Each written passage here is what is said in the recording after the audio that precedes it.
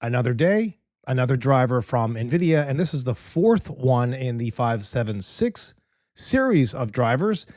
They released the initial one, then two hot patches, and now this one.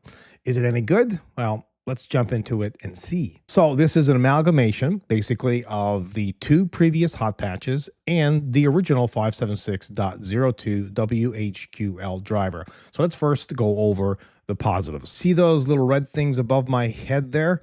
Remember to do all those. It helps. So continue to watch my video here, but also remember to go over to this Reddit thread and read through this plus the comments, and that can give you a good idea what this driver is about. And from all of this information, you should be able to make an informed decision whether you should upgrade your driver.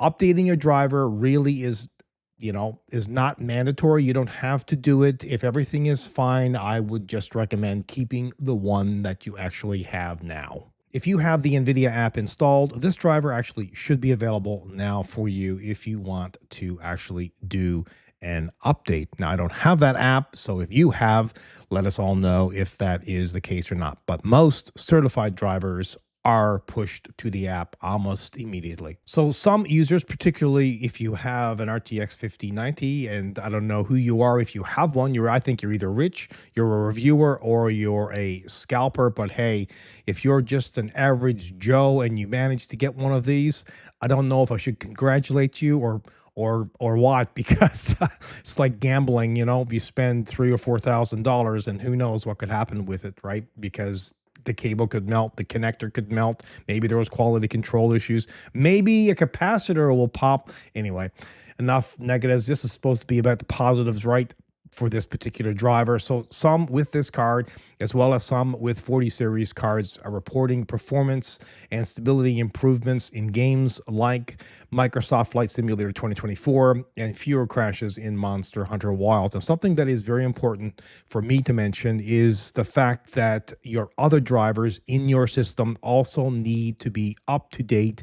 And I would recommend as well updating your operating system. Keep it all up to date, because it more than likely is the NVIDIA driver, but sometimes it isn't. And that's something you should look at and make sure that everything is updated. And some also mentioned here that lighting and HDR issues in games were resolved, plus installations of the driver went perfectly.